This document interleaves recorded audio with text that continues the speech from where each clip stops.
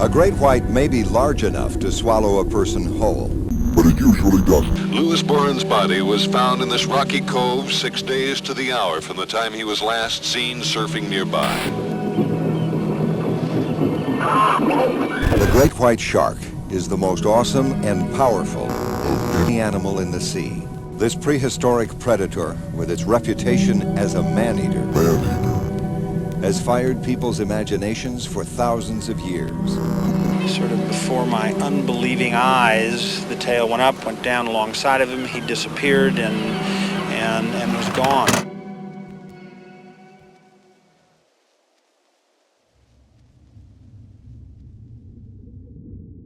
It has been 64 years since a 33-year-old Convair engineer named Robert Pamperin was last seen on Sunday, June 14th, 1959. On this fateful day, he would go skin diving off La Jolla Cove for abalone and never return.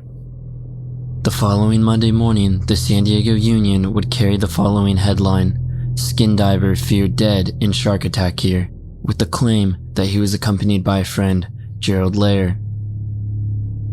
Gerald Lair would later claim he witnessed Pamperin being swallowed by something so large that at first he thought it was an orca. This is the story of Robert Pamperin's disappearance.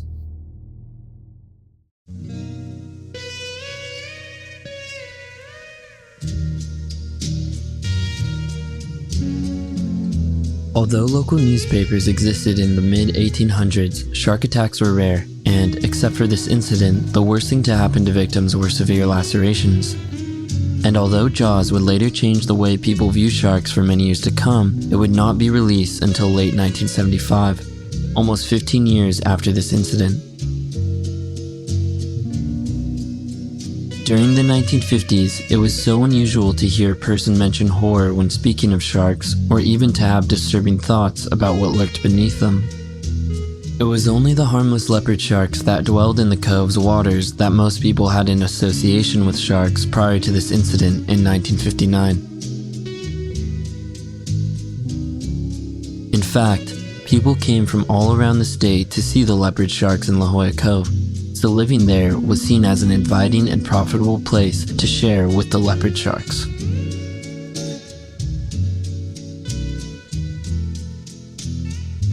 But the deep kelp beds were overlooked for what else they contained, and unfortunately, no one was prepared for what else was lurking beneath the surface. Because one of the most notorious incidents would take place here, changing the town forever. Just around the corner from the cove at La Jolla Shores, a dead whale had washed up the night before their dive, only 800 meters away from where Pamperin would later disappear the following day. Surface currents and winds had dispersed the whale's body fluids well beyond the reach of the cove, producing chum slicks and horrendous odors plaguing the cove to the open sea overnight. So it was definitely possible that the untimely beaching of the whale would have attracted predators from many kilometers away into the following day.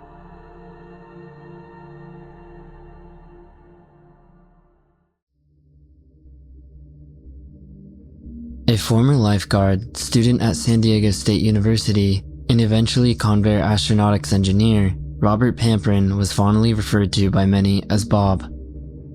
Bob had been close friends with a man named Gerald Lair for about 2 years and had previously taught him how to dive in Florida. On that Sunday, Bob and Gerald had gone to the Bird Rock area to dive for abalone, an edible sea snail that is commonly found along the dense rock wall formations of La Jolla. Bob wanted to use his brand new abalone iron, but the surf was too rough for it to work in the shallow waters. With this being in mind, they decided to head over to La Jolla Cove to see if the conditions were any better in the deeper waters there. Simply called the Cove by locals in La Jolla, visitors from all parts of the works know this famous bathing beach. The cove is protected on the west by a rugged rock formation known as Alligator Head. This rock shelters the beach for sunbathing and makes the deep water close to shore calm for swimming. Currents push and pull the dense kelp forest beneath them as both their wives watch them from the shore. But it didn't occur to Gerald and Bob that that day at the cove had been so eventful.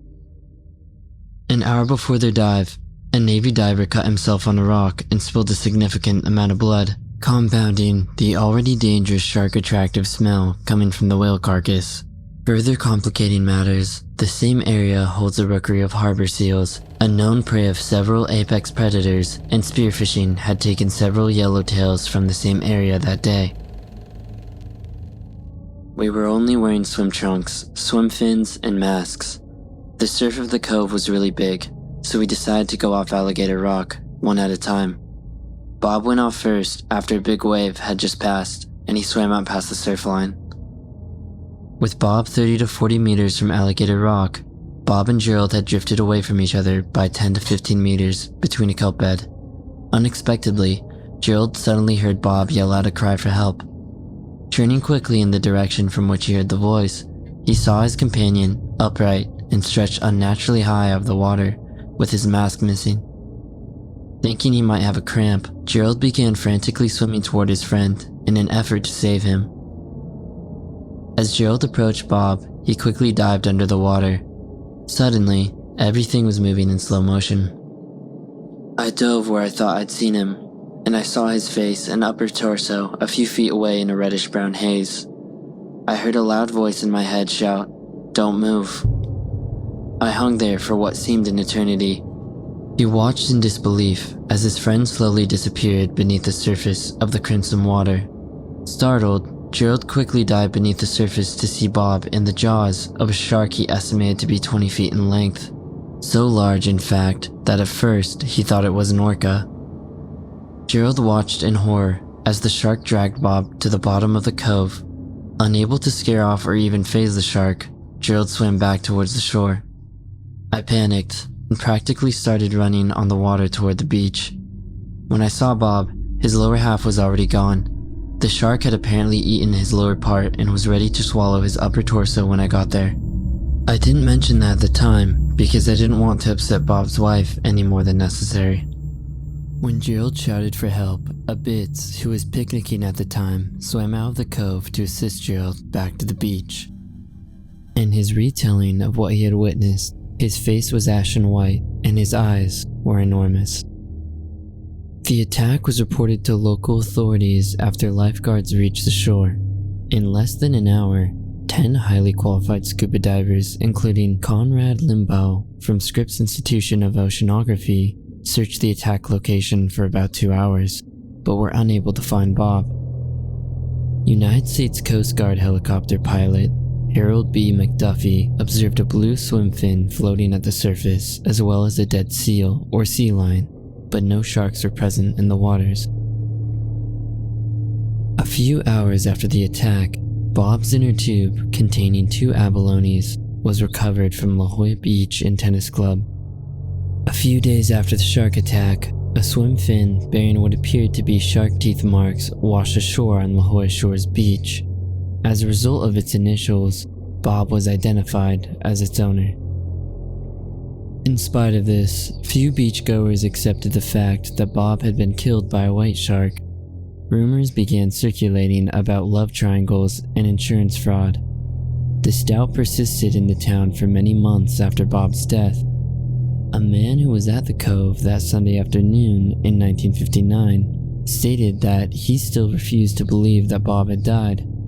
According to him, Bob had recently been seen in Mexico. But Bob was always seen by an anonymous someone or a friend, and he was always somewhere vaguely in Mexico. But how would this mythical someone know what a 30-year-old Bob would look like? Jim Stewart, Scripps head diver who was a diver that searched the cove after the incident, as well as a shark attack victim himself, also reported that he doubted whether Bob had been killed by a shark. I was one of the first people in the water when that shark attack happened. There's not a shark alive that can swim off with that large a man, yet not a piece of him was found. In fact, it is not physically impossible for a shark to eat a man. Bob weighed about 200 pounds and stood 6'2", But 20-foot white sharks regularly eat 500-pound stellar sea lions. According to reports, dead shark stomachs have been found with nearly whole reindeer, 100-pound Galapagos tortoises, cow heads, and 25 quarts of Vichy water bound with wire. Among the family Lamnidae, white sharks are the mackerel sharks. They can reach lengths of more than 20 feet, weigh more than 3 tons, and have deep bodies. A 20-foot specimen would probably be 4 to 5 feet in diameter. Recent studies on whites' feeding behavior suggest that they scan the surface from below for their prey, using their large, serrated, triangular teeth to saw off chunks of flesh. When they attack, they take a large bite to bring on shock and rapid blood loss, then back off and wait for the victim's death before leisurely finishing their meal. In my opinion, this is a more prudent approach than bolting down an angry, half-ton elephant seal. A swimmer clad in a dark wetsuit or riding a surfboard or kayak might look enough like a seal lounging on the surface to trigger an attack. Neither Gerald's insurance underwriters nor the court challenged Gerald's deposition on the death of his friend. Bob has not been seen for over 60 years now, except in uncorroborated hearsay. This lingering incredulity can be explained as a defense mechanism for individuals who enter the ocean for sports activity or to sustain their livelihood. By refusing to believe that it ever happened, it could never happen to them. According to the San Diego Times, nearly a year later, 650 yards off the coast, 3 geologists from Scripps Institution of Oceanography discovered a skeleton that closely resembled Pamperin, hopefully laying the La Jolla shark attack of 1959 to rest.